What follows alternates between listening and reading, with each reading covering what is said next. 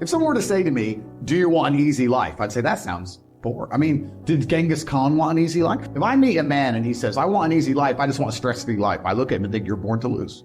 Because life is war, and it's going to be stressful. Life is war. Every single aspect of life is war. Trying to get a girl that the other guy wants is war. Trying to buy a Ferrari that everybody else can't afford is. When I see a big, beautiful oak tree, I don't see a big, beautiful oak tree. I see a tree that destroyed all the saplings around it and crushed them merciless. So am I hard on myself? Yes. Perhaps most men would benefit from being a lot harder on themselves. I think I see a lot of men coming up with a lot of excuses for permanent failure. I don't want to hear it. It's garbage. It's hard for everybody, and you're going to have to just be harder on yourself and pull it off. I mean, we all know that there's always someone who has it worse. I mean, we're in Romania. You can drive 5 hours to the border, and you'll find men in a ditch getting blown apart by drones. You're crying over what? Some chick who doesn't love you anymore?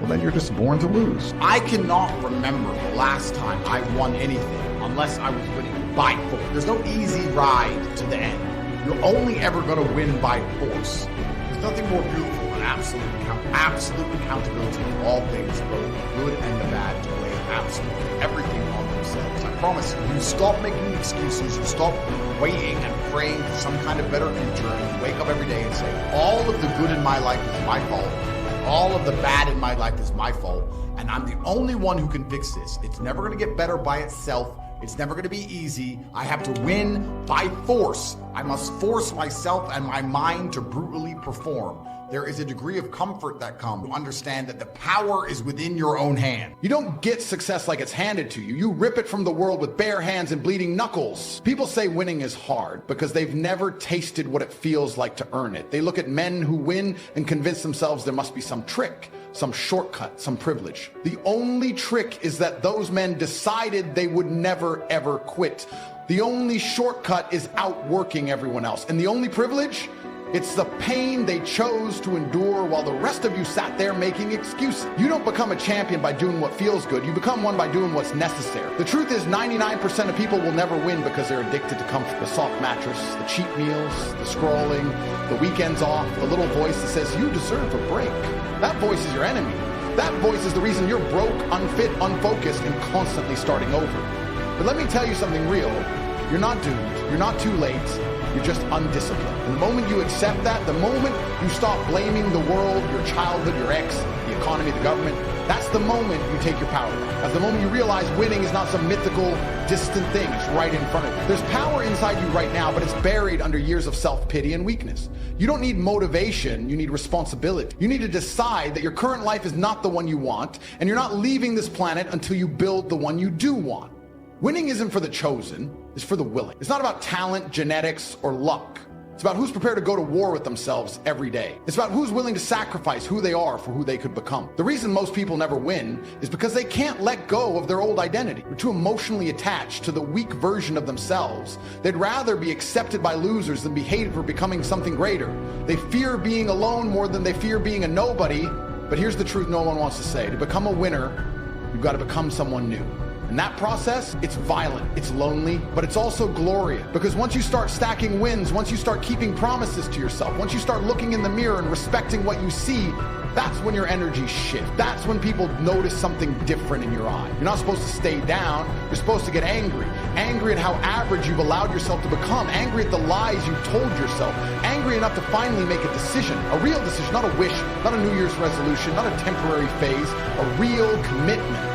Winning becomes easy when losing becomes unbearable. When you finally say, enough, I'm done with mediocrity. I'm done being just another name no one remembers. You think you're tired now. Try spending your whole life wondering what could have been. That's real exhaustion. Waking up at 50 with a body that's weak, a mind that's foggy, and a heart full of regret. So here's the deal. You want to win? Then make a vow right now. A sacred internal contract. No one else has to see it. No one else even has to believe in you. But you must believe in yourself so obsessively, so ruthlessly, that quitting is no longer an option. And every time that voice of doubt shows up, you remind it who runs this life. You do. The man you were born to be is not dead. He's just buried under all the nonsense you've tolerated for too long. Dig him out, sharpen him, unleash him. The world doesn't need another soft, apologetic, confused male. It needs a savage who's dialed in, locked on, and ready to dominate. That man is in you. Bring him out. Because once you accept you're the villain in your own story, you also realize you're the only one who can flip the script. No one's coming. Not your parents, not your friends, not some guru online promising you a path to greatness. It's just you, your hands, your brain, your will. When you carry yourself like someone who doesn't fold, people notice, opportunities show up. Not because the universe is magical, because people are drawn to strength, not the fake kind, not puffed chests and loud mouths, but silent, disciplined, consistent power. And here's the truth, you have to earn your peace. You don't deserve peace just for existing. You don't deserve comfort until you've earned the right to rest. And most men, they rest before they fought. They look for balance when they haven't earned imbalance. But if you truly want to win, if you want to feel like a king in a world full of slaves, you gotta suffer properly first. You gotta go through hell, smile while you're there. Because that smile, forged in chaos, that's what builds unshakable confidence. That's what makes you bulletproof. And if you're sitting there waiting for clarity, waiting for motivation, waiting for a sign, this is it. This is the sign. Get up, get focused. The man you're supposed to become is waiting, but he won't wait forever. You think you have time. That's your biggest mistake. You think you've got another year to figure it out, another month to get serious. That illusion is killing you slowly. Every second you waste pretending your life is on pause, the clock is not stopped. The universe doesn't care about your comfort. The world isn't holding your hand. You are running out of life. That's the truth no one tells you.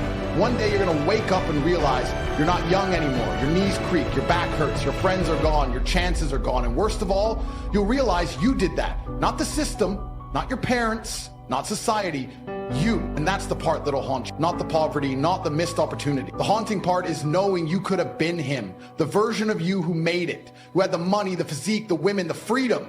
And you threw him away for pleasure. And once that window closes, it never reopened. There's a point in life where no amount of motivation can fix what you broke. You won't hear this on Instagram. They'll sell you dreams. It's never too late, they say, but it is. For some men, it will be. Some of you are running out of chapters, still waiting for the plot twist. And if you don't feel fear crawling up your spine reading that, then you're already dead inside. But that fear, that tightness in your chest, that sense of dread, that's power if you use it. Fear is the signal that you're wasting your potential. It's the scream of your future self begging you not to quit. Most people run from it. You think you're safe because you're average. Let me tell you something. Average is dangerous. It means you're just comfortable enough to rock quietly. No alarms, no urgency, just slow, invisible decay. You wake up at 50 with nothing to show but a life of muted mediocrity. No adventure, no empire, no scars from the battlefield because you never stepped onto it.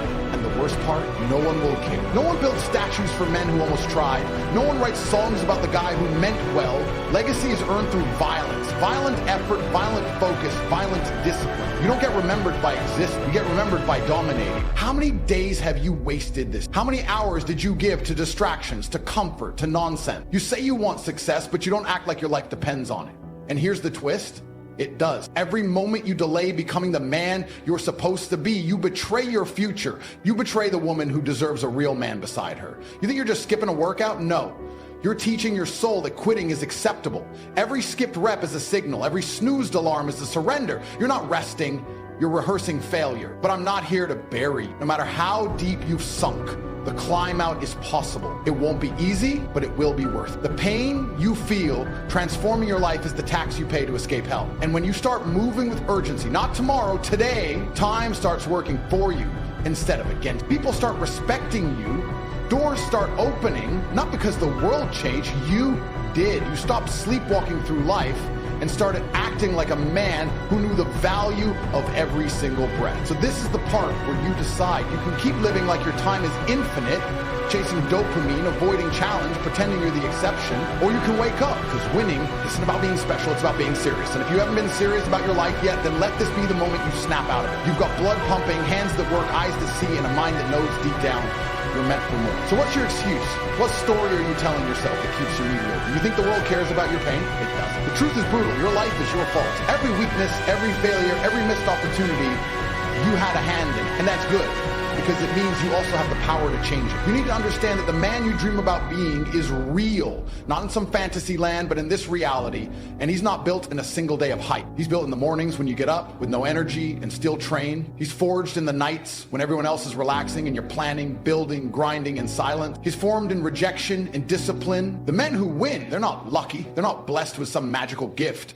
They're just willing to do what others aren't. They don't need approval. They don't wait for signs. They move. They decide. They act with intention while everyone else scrolls through noise. And when they fall, They don't whine, they don't blame, they adjust. You've got that same capacity, but you spend so long numbing your edge with distractions that you've forgotten how sharp you really are. Reignite the beast inside you, that primal hunger to conquer, to create. But that doesn't happen by chance, it happens by choice. You have to choose to suffer now so you can be free later.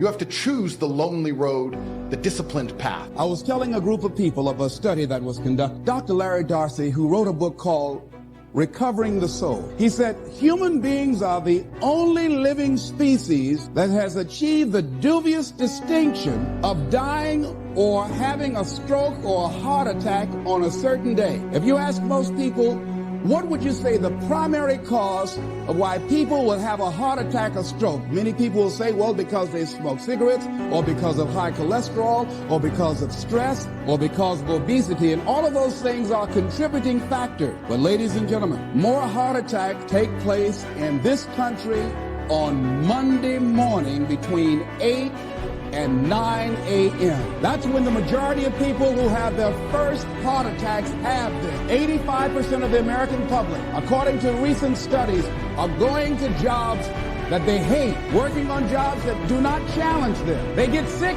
thinking about going. Migraine headache after the Sunday afternoon football game or 60 minutes, the anxiety began to build, and come Monday morning, they drop dead of a broken heart. Some of you ought to think about not going to work on Monday. Think about that. People are literally dying to go to work. Because, see, when you go to a job and you already know how far you can go, you can already see that proverbial glass ceiling. It's like going to a movie when you've gone in the middle of the movie. And you've seen the end, and you sit there to start all over again, but something is missing. You know what the outcome is going to be. You can't get excited about going through that movie all over again. Am I correct? See, when you're going someplace and you already know how much you're going to make, you already know how far you can go, you're in a dead-end position. It erodes your self-esteem. It lowers your sense of yourself. It creates an inner turmoil. It creates an emptiness in you. So I say that your life is worth finding what it is that you're supposed to do.